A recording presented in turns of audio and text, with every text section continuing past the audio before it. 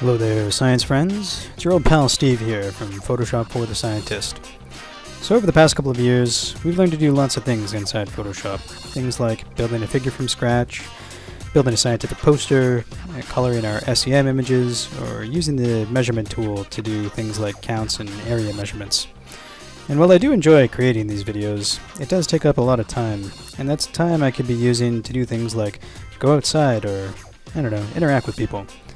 And while I don't necessarily want to do those things, what I do want to do is take this channel to the next level. And you could be thinking, well, why not just use your YouTube ad revenue? Well, I'll tell you. It's been 2 years, and I have yet to see a single dollar in ad revenue. Maybe it'll come someday, but for now, it's nothing.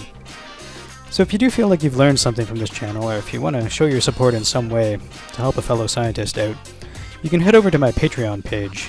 And if you've never heard of Patreon before, what you can do is pledge even just $1 per video, which at my rate is really only $1 a month, which is basically nothing at all.